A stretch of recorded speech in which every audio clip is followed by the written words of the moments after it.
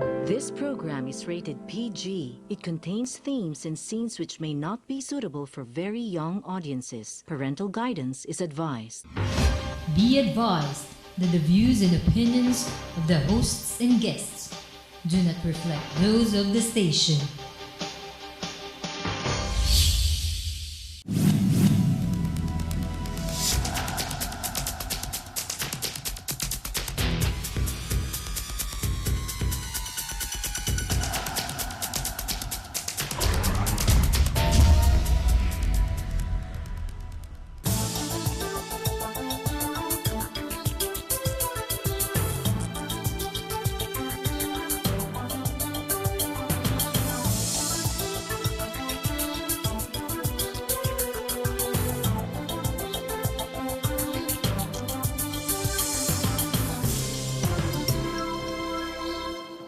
This is our welcoming episode to the Duterte government, and we will start by giving, what do they call it, unsolicited advice on the economy and the financial system. Dahil right now, I think we can see that there is some confusion still. Sunny Dominguez says there will be no VAT increase. Diokno comes in as budget secretary and says we should increase VAT to 15%. What will be the impact of that? It will be like Brexit. Because Brexit represents those policies of neoliberalism in finance and economics. Now, ito hindi napapag-usapan masyado sa atin. Itong Brexit, ano ba yan? Yan ay yung Britanya nag-exit po mula sa European Union. Yung project ng European Union na sabi bubuuin lahat ng mga bansa na maging United States of Europe. Parang USA, parang China, after 2,000 years of consolidation, you have one huge China. Ngayon, nagbe-break up na with the start of Britain, itong European project na tinatawag. Dahil sabi nila, maganda yung malaki, pero bakit inayawan ng Britanya? And maraming lessons dyan para sa gobyerno ni Presidente Roa Duterte. Si Digong ang tawag. And so we have our longtime friend and analyst sa finance and economics, si Hiro Vaswani, who is also one of the key movers of the KME, Kilusang Makamansang Ekonomiya, the movement for a nationalist economy. So, Hiro, first, your impressions of the Duterte economic and financial team before we go to Brexit. I think our new president has to realize, I believe he has a lot of ideas that he would like to put into play. But the first thing he has to ask of his finance secretary and his budget secretary is this: do we have the financial resources right now under government control to fulfill setting up the foundation of all these projects by the state? Well, apparently, ang sinasabi ni Diok, we don't have, kaya kailangan itaas ang VAT. Kapalit daw nung ibababa ang income tax, which is a candy, that will give you diabetes, kasi nga, that is much smaller, at ang kanilang paing doon, ang talagang kanilang gusto, paing lang yung candy, nasa loob, corporate income tax reduction. At ang itataas, value-added tax na every Filipino, including the little children who buy candy, will pay. Di ba? So, anong ibig sabihin nun? Sinasabi pa ni Dokno, we don't have the money? Di ba? That's what he's saying. Again, the problem of the Philippines on the fiscal side is we still do not have enough financial resources for the state or the government But to move ahead. you're one of those who has informed the public that we have the Special Development Fund in the Bangko Sentral ng Pilipinas, which sometimes go up to $40 billion. Just sleeping there with the Bangko Sentral. Again, you have to understand, I'm talking about state resources as opposed to private resources. Again, the Philippine state has not been able to achieve basically a lot of its programs. A lot of these infrastructure projects were put on the table by still then President Marcos. The agrarian reform program, And for they were instance. state-funded through loans of the state. Again, At no, that time. these were all conceptualized way back when. But the financial system and the financial resources of the state, yung gobyerno, from that time till today, ay kulang pa rin. So before we look at what this government can do, whether President Duterte would like to improve law and order, crime, etc., fighting crime, look, you have to raise salaries of policemen. You have to raise the salaries of the soldiers. That requires financial resources. Where is it going to come from? You want to cut taxes. That's why they So, want to I mean, raise you know- VAT nga eh. That's why I started with VAT. No? Like I say, it is very confusing. You got to look at exactly yung pera. Government, you want to build state institutions, but state institutions are still human enterprises. Yeah, but the connection here with the policies that has caused Brexit, the separation of Britain as voted by the British people from the European Union, is precisely that kind of economy where the resources of society is being privatized and government... Well, if the reason why the British people rejected a continuing access to a single market, in spite of the fact that British has retained its own currency, it is not part of the free movement of people, the Schengen. the immigration policy of No. openness. Talking about no passport policy That's right, in the EU. However, British lost control of immigration policy, which was handed down by the European Commission. So you have to understand, she entered into this economic integration while the political integration aspect was still pushed further back and back. So there is no political union, there is no fiscal union. So the euro, as far as the community is concerned, you had 28 countries, now it's going down to 27, and you have only 17 countries that are part of the Eurozone. That is an artificial currency that is causing widespread problems. Well, okay, so that we don't get too lost in the jungle of issues, it boils down to two things, the reaction of the British people, austerity and immigration. Correct. So austerity is a neoliberal policy. That's where we can draw some lessons for the Duterte government about the economic and financial policies that he should pursue. Austerity is basically an IMF paradigm from the 1950s down to today. The structural adjustment program, That's it is the right. magic potion imposed by the big corporations. Which with includes the IMF. privatization, Exactly. transfer of assets of the state to private corporations, Correct. and so on. And this has been happening here. Correct. So we are way down the road Yeah. of this neoliberal program. Yeah. Now, here comes a new president who wants to do so many things, he said, for the people that have very little, which is a vast majority of the people. Where are the resources going to come from? Yeah.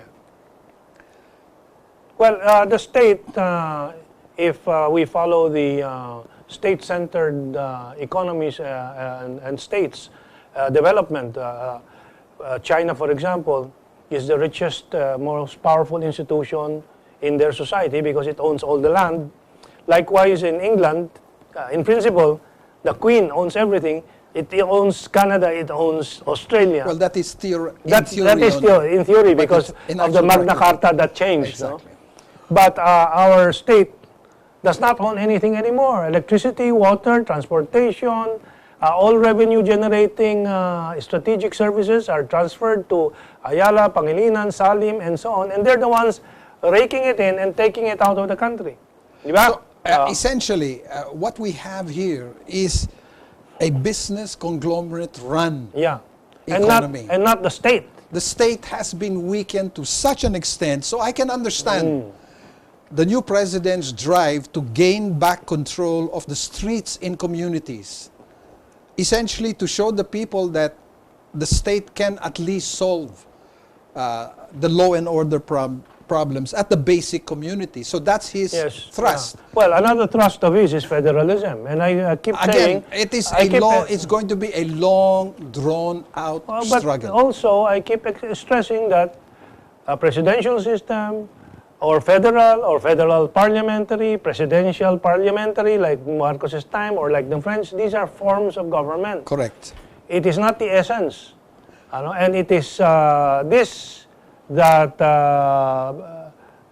this issue that is beclouded by this debate on federal or presidential, because whether you're federal, presidential, parliamentary, or whatnot, what determines the ultimate character of that society? Your power relationship, which is based on relationship of wealth ownership. Exactly. If in China, the state owns the wealth, and therefore it can allocate to space exploration, engineering, development. Here, the state cannot have any real program because it is the Ayalas who have the money, Mani, Pangilinan, and Salim, and so on. No, they don't have the money, but they control the allocation of resources. They control the foreign banks that lends money. Exactly. You have to understand that the difference between the state-led development programs of our neighbors, especially China, and us. Yeah.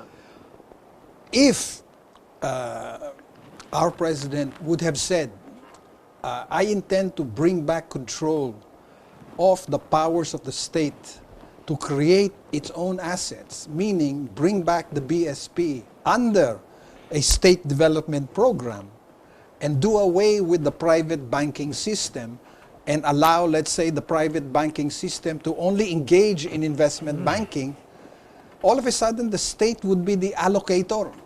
Precisely. Of resources. Yes. Well, the state cannot even contract on a state-to-state basis importation of oil. It has to be through the private corporations. Correct. And we have had offers from Venezuela for subsidized oil exports to us. We could not tap it since the time of Estrada. You can do the same with Russia. You can do the same with Iran. The state involvement in the economy in this country has been stripped away. Yeah. So that is one of the lessons from Brexit and from this discussion and from the, I think, missteps in the appointment, both of Sonny Dominguez, who has no understanding of state-led economic planning, nor Ben Diokno, who is an IMF agent. Can Duterte have the command of the resources, as you said, to reorganize society for a more democratic, more just relationship in society? It will take a rebuilding of state institutions, basically aligned or focused on that line of thought. There is no question that his heart is in the right place, no? Yeah, you have to understand that one of the issues that affected the Brexit vote was the British people's fear of losing access to their national health service because of the influx of immigration, austerity, and all. Yeah. That threat. Well, we've lost our national health system already. Well, we've never had one. No, we had the orthopedic hospital, Philippine General Hospital. On a general level. But at least they were subsidized, they were cheap. Now, Mani Pangilinan is taking over so many of these hospitals. This neoliberal versus state-led development, unfortunately, has gutted the ability of our government or state to push for economic development. And we are still waiting for the kind of leadership, basically, to move back, to rebuild those institutions. Well, I was saying that Duterte's heart is in the right place. He has called for some of his people to go and visit Cuba to learn how you could institute a public healthcare Health system that is the envy of the world, that is the praise of the United Nations, a poor country like Cuba giving everybody Free the best, healthcare. The best free health care. Again, that is a state-owned and operated health care system.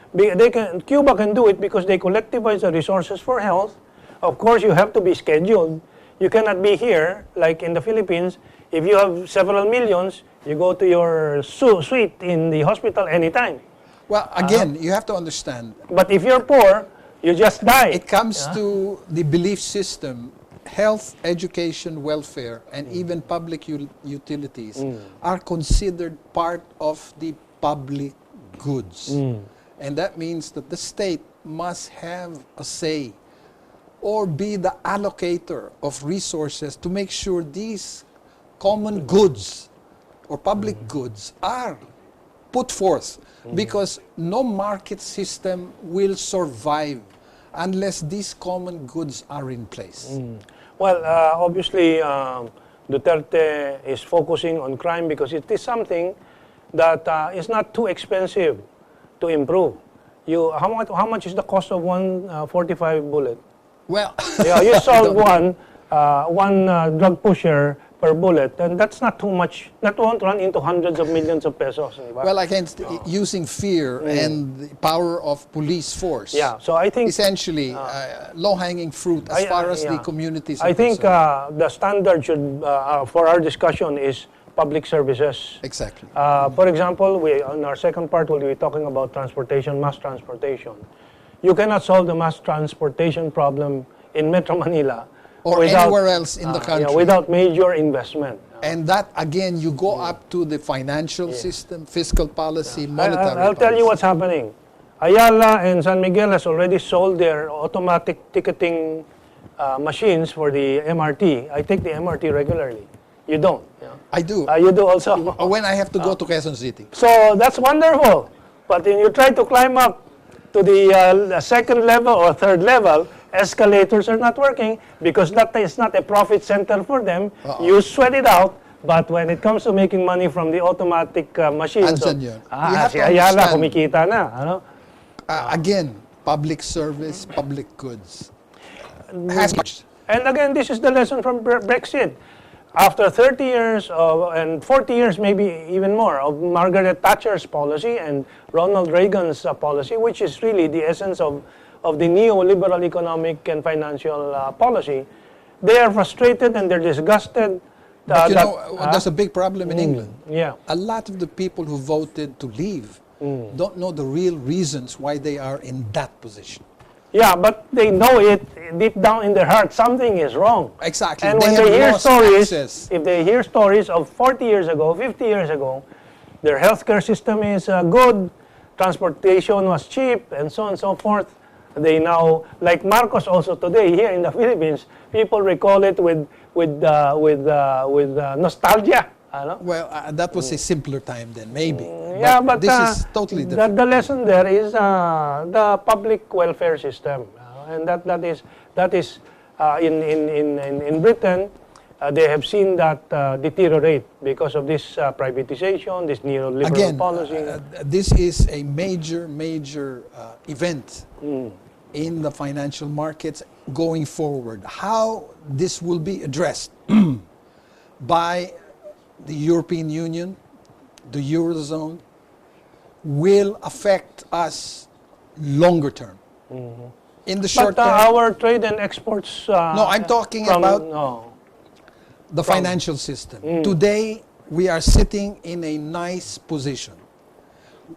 There is so much cash in the global financial system.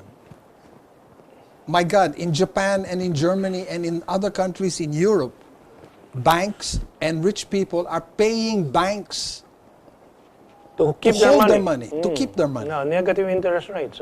In Japan and in Germany, Yeah. people But are that- paying the government But that is to part hold of their money. That is part of the flow of the neoliberal system, where you financialize everything. And Correct. those who have the money just keep growing their Exactly, their- and they have no productive investments because you have gutted Yeah. the working class who cannot afford to pay for goods and services. That's So right. it is a flaw that has to be corrected. So there's a deeper philosophical issue here. If you don't take care of the people, then the whole system will die off anyway and will and die off. Correct. So this is essentially what has been happening in the 40, 50 years of neoliberal economic and financial policies. Correct. They have gutted the salaries and wages of the working class around the world. Let us look at the second issue why Brexit happened, immigration. They've seen 1 million or so people from Syria, No, Libya. not in and so on. London. Yeah, we know that. But that is what they also see No, happening. they thought, and that was used to basically scare the people. But the immigration problem in England was from Eastern Europe because they have access under the EU. In Charter. general, the problem they perceived is immigration. Correct. Okay. And so they saw strains And one of in the the public service systems. One of the basic policies of the neoliberal capitalist plus cum imperialist, if you broaden the understanding, the imperialist aspect there is destroy other societies, recruit the rich and the talented from these societies that you destroy. And that is essentially what, if you look far deeper into the immigration policy and philosophy of the West, that is what I see, and that is what many other people see. But this has boomeranged on them. Again, you go back to the idea of this comparative advantage. You cannot have economic integration amongst countries at different levels of development. That is why we have to bring in the new dimension here. With China's One Belt, One Road, the new Silk Road, it is development in place. Where the road and the maritime route travels, you have development in Central Asia, development in Siberia, development in Middle East as the train crosses to bring goods and services and people, and same thing in the maritime route. This is in direct contrast to the Western policy of spreading wars all over the world, accepting the immigration and the wealthy from every society and the educated and talented from every society, and leaving the wretched where they are. Well, Isn't that a was lesson the to be learned? neoliberal financial globalization model, where finance capital was going from the poor countries to the rich countries instead of the other way around. Precisely, yes. So that, in essence, was you don't need to get the resources any longer because you own it, with the outflow of financial resources going back to the banks in London. And this is one... In Wall Street, of course. And don't in forget. Wall Street. And of this is course one thing that in Zurich. the city in London basically will have to deal with today, Yes. because they are the premier safe haven for all the corrupt people in the world Yes, yes. that park their money in the city. Don't forget the American territories also, like Well, you have Delaware and all Panama that, and but so on, compared to the city, yeah. you're Of course. looking at the policy of colonization that goes back 400 years. Yes. Well, we have run out of time. It may be confusing to others what we have discussed, but as we always say, we just keep discussing this, and the more and more we'll absorb this complex I think financial that and the economic issues. president has to be taught that power that comes with sovereignty means that the state must be able to consolidate and allocate its own resources, because the state alone can create more resources from nothing. Yes. So my final point here in our discussion is I doubt that the Duterte government is, given the appointments he has made in the financial and economic institutions of government, I don't think it will be capable of learning from Brexit. But still, we will offer Well, what we again, can. For them. Brexit will bring the cost of money down again, so cheap money. Well, we'll discuss that in the next episode. We've run out of time. So stay on. We'll talk about the mass transit system with an inventor who invented the system. And it's really worthwhile to listen to. Okay, let's take this break. Okay.